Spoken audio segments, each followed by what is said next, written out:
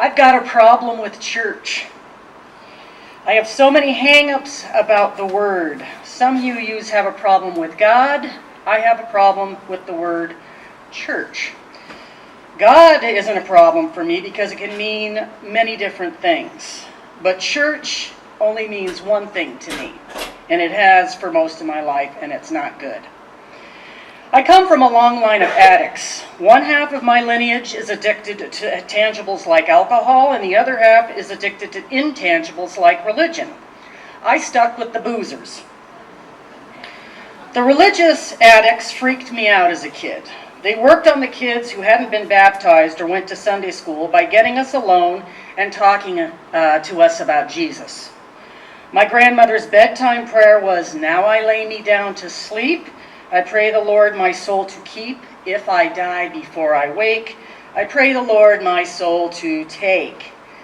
Die before I wake. What kind of a thing is that to say to a 5-year-old kid right before she's going to go to sleep? I loved my Christian relatives, but they scared me. The mixed messages, plus losing my dad at the age of 8, set me up for a deep mistrust for all things Christian. The night my dad died, I decided that if God needed my dad more than my little sister and I did, then I'd have no use for God or religion at all. From then on, I was free to grow up without religion, which was a good thing because it made it very easy for me to openly study the world's great religions as a young adult without a point of reference of one right religion. Learning a lot about the history of religions didn't do much for my prejudices against Christianity, however. I remained resentful, suspicious, and traumatized. Even at middle age, when I have a much better understanding of the world and why human beings need religion so that they can explain the unexplainable, believe there is some sort of grand plan, and find comfort in church community with people who believe the same, I still get creeped out whenever someone mentions their church. I'm not the only one. After the vote to call Reverend Matthew McHale to be our minister, a bunch of Emersonians went out to lunch at the New Village to celebrate. They were so happy and rowdy and full of life, and the waiter really wanted to spend time at their table because they were so much fun. After hanging out at that table for a while, he asked, "What are you guys celebrating?" When Susan Siskin answered, "Our new minister," they never saw that waiter again. In my neighborhood, whenever I see nicely dressed people walking down my street holding pamphlets going door to door, I never wonder to myself if they're asking people if they have a minute to talk to them about their Lord Yahweh. I know who they want to talk about, so I don't open my door. Many years ago, after picking my son up from kindergarten, we got to our driveway just as the Jesus people were about to hit our house. I kept driving. I drove around the block. This confused my little boy. I didn't want my young, impressionable son to hear what might come out of my mouth if confronted by the Jesus people at my front door. I circled the block and made my way back to the house, and they were still there. I couldn't circle the block again, so I pulled into the driveway and told my little boy, "Run!" We both ran. He was pretty freaked out, and that just wasn't my best parenting day. After I confessed what I had done to my Jewish husband, sitting here today, he confronted me about my prejudice and said if I wanted our son to be respectful of all religions, I had to include that one too. He was right, but I still failed. I made sure that my son had been exposed to all sorts of religious traditions throughout his childhood by taking him to Native American ceremonies, Buddhist temples, Hindu temples, Jewish temples, and most recently a mosque, but not a single church. After he was grown, he said to me one day, "You know, Mom, I've never been inside of a Christian church." That was my fault. I admitted as much and apologized, completely owning my prejudice. I vowed not to make the same mistake with my daughter. So when the Girl Scout troop was invited to participate in a Catholic Mass for National Girl Scout Day, I said to Sophie, "You're going." And she was not happy. but she's been in a Catholic church. My prejudice showed itself most recently when I reached out to a fellow breast cancer survivor who was receiving national attention for her breast cancer story. I wanted to extend my hand in friendship because I understand what it's like to receive a lot of national attention during the worst time in your life. She just finished walking 1,000 miles from Mississippi to Washington, D.C., topless, to raise awareness for breast cancer. Our stories are similar. She found herself with late-stage breast cancer while uninsured, and so did I. Her story took her to Capitol Hill, and my story took me to the steps of the Supreme Court. Ignorant, hateful people took anonymous shots at both of us and called us freeloaders. We both lost both of our breasts. She lost her home, her savings, even her car. I lost my savings, but my home and car were saved thanks to the Affordable Care Act. To draw attention to our inept health insurance system, the need for a cure for cancer, and to show Americans what breast cancer really looks like, it's not pretty packaged pink, she took her top off and walked 30 miles a day, getting more and more media attention as she walked. I found her on Facebook and I sent her a message. She called me while she was walking and got me all fired up. I was ready to help organize the rest of her walk. I was ready to help her talk to the media. I was ready to show up on the last day to storm the steps of the Capitol with her, topless. But there was only one problem. She was doing this for Jesus. Now, I don't want to knock her, her faith, or her intentions. She is very, very sincere. But the community organizer in me wants to tell her to drop the whole walking for God message. If you want to mobilize as many people as possible around the national health care crisis, you've got to stay clear of religion. If you want to rally the Christian faithful around the power of prayer, etc., then Team Jesus it is. Her number one priority is giving all of the glory to God. My glory goes to Barack Obama, so we're incompatible that way. I'd have no problem taking my shirt off for Congress, but there's no god dang way I'm going to be taking my shirt off for Jesus. So, back to church. If I have such a problem with it, then what am I doing here? Like so many of us, I came to Emerson without any prior experience with Unitarian Universalism. I was in my early 40s, very active in the West Valley community and involved in many different social causes, yet I'd never heard of Emerson. I was introduced to Emerson through Camp de Benneville. I was invited to run a workshop about 12 years ago by a fellow artist and arts education colleague, Donna Goldstein. Donna used to attend Emerson years ago. She swears that she told me that Camp de Benneville was her church camp, and I swear that she didn't. I'm sure of this because if she had said, I'd like you to do a workshop at my church camp, there's no way I would have said yes. After carpooling up to the mountains, unpacking our stuff, and then being approached by Leslie Reuter, who asked me, "What church are you from?" I thought, oh no, oh no, oh no, oh no, oh no, oh no. I headed into the main lodge where I heard more people talking about their churches. Was I trapped at Jesus camp for a whole weekend without a car? My bewilderment intensified after meeting older women who had participated in the original ERA marches, and then from seeing pro-gay literature laying around the lodge. I was very curious, of course, but I didn't dare ask anybody any questions because I didn't want to give anybody an opening to talk about Jesus. While getting a massage, the masseuse told me stories about going to Black Panther meetings with her mom when she was a kid. Whoa. While I was being cornered in my grandmother's kitchen with talk about hell, she's at Black Panther meetings hearing all about Black power. I figured she's the right person to ask questions of. Where am I? What is this place? She told me a little bit about Unitarian Universalism, and I had my very first religious experience. I realized I'm a UU.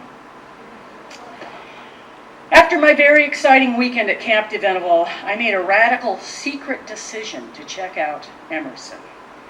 At that time in my life, I was really giving myself away with running my own arts education nonprofit, serving as president of one kid's school PTA and then homeschooling the other. I really needed a place to go once a week where I could get instead of give. I was tapped out and needed some spiritual attention. I would get here right away when the services started, and then I'd split just as soon as they were over. I did that for several months. I never brought my kids. It really took me some time to do that.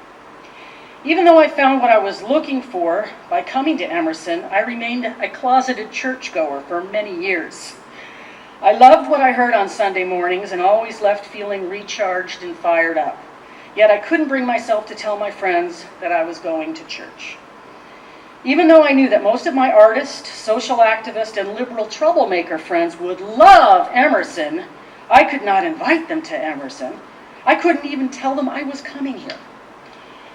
What kept me coming back was Reverend Ann's sermons, the guest speakers who spoke on specific social justice issues, and the people. There were so many people in the congregation who didn't fit the church stereotype at all. We had a transgender woman, white-haired hippie liberals, openly gay couples, intellectual atheists, pagans, people you ordinarily would never see on an average church service at any other place. In fact, most of them would have been unwelcome in most churches, and I loved that about Emerson. My level of involvement with Emerson for a long time was just attending Sunday morning services. After a while, I started bringing my kids to RE. Eventually, I joined the family SGM. Doing these things with my kids opened the way for me to be more of a UU participant, opposed to just a UU spectator. It was a very slow process for me. I was a long way from becoming a church lady, but I was doing more than just going to church. Things changed for me after I got cancer. People stepped up and came to my aid at the worst, most scariest time in my life. They brought me and my family nightly meals and groceries. They donated money. They sent my 17-year-old son to youth camp at Camp de Benneville. They helped keep me going when the going got really, really rough. My church community came through for me. My church. I was overwhelmed with gratitude and wanted to pay it forward. I would have written a big check because I knew that Emerson, being a small congregation, could always use more of those, but I couldn't. We were broke and the whole country knew it. So I decided I would raise money for Emerson while introducing my friends in the greater community to Emerson at the same time. I took my event production and community building skills and put them to use by producing social justice theater and live music open to the public. With Emelinda McLean's theatrical talent, we presented the Vagina Monologues to a packed house in February of 2013. We did it for 1 Billion Rising as a fundraiser for Haven Hills, a local domestic violence shelter. After that, there was the life and times of Thomas Paine, Giving Up is Hard to Do, From Wharf Rats to Lord Docs, and 3 nights of Dustin Lance Black's 8, directed by Emersonian Larry Swerdlove. Plaintiffs in the Prop 8 case, Jeff Zarillo and Paul Katami, did the talkback with Reverend Ann after the performance. And then the Daily News did a really big write-up on that. In addition to these staged performances, there have been concerts, open mics, dance performances, and a social justice art show.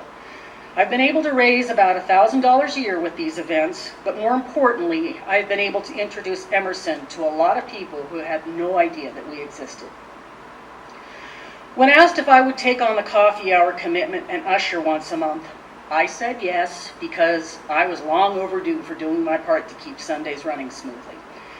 It was then that I started dubbing myself the church lady.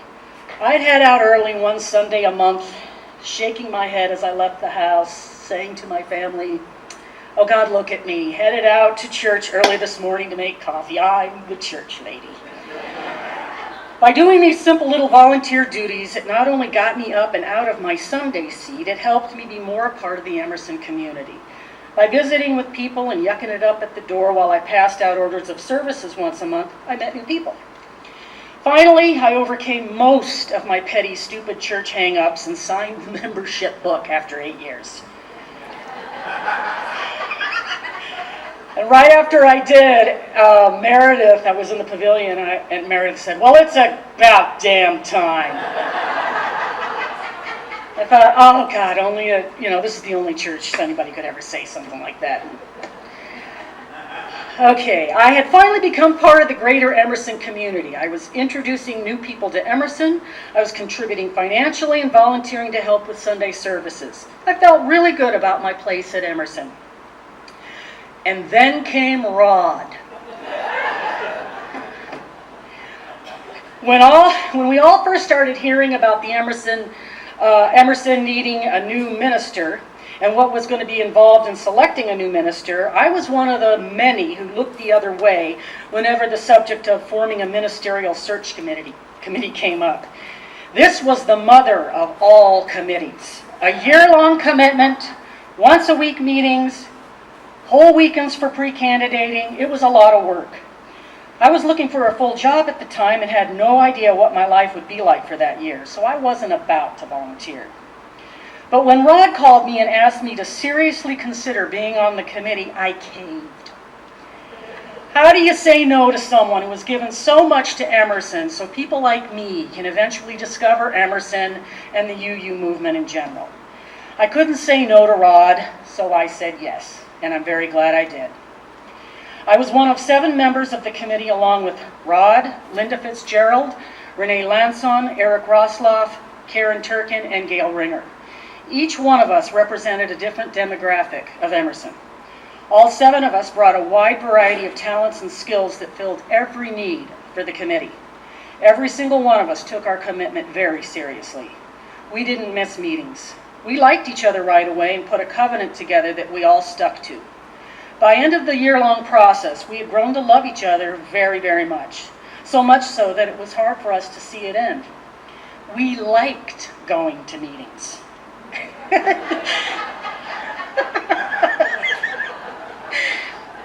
I've been on a lot of committees over the years for various organizations and causes, but this was the first committee that I'd ever been on where I actually looked forward to going to meetings.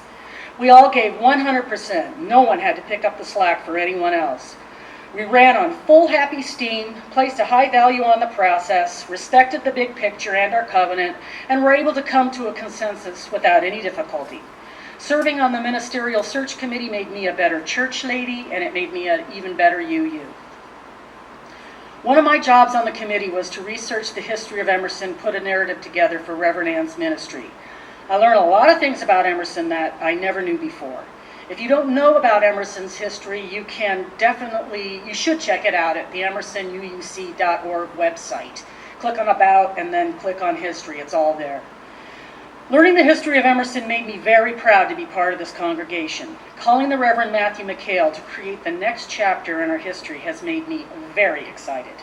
I'm looking forward to growing spiritually, learning new things, and supporting his vision. At this stage in my life, I am inspired by young leaders who have emerged to take on the big issues, and I stand ready to help. If you've been coming to Emerson for a while and you have yet to stick your big toe in the water, I invite you to give it a try.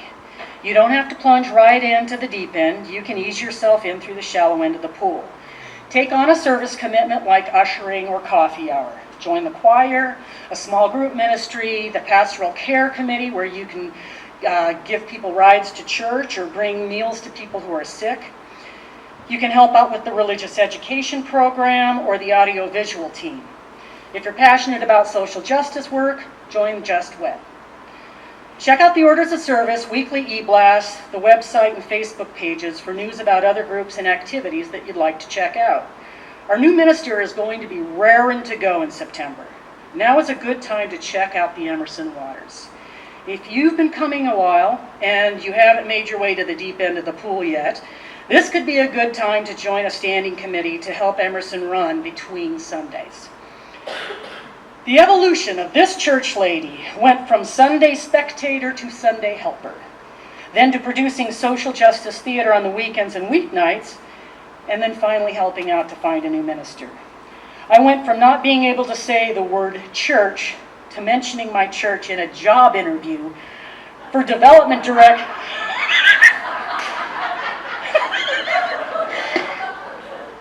I mentioned my church in the job interview for development director with the Labor 411 Foundation a month ago. I got the job.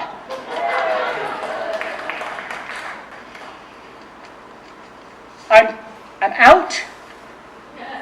I'm proud. I'm an Emerson church lady. Thank you.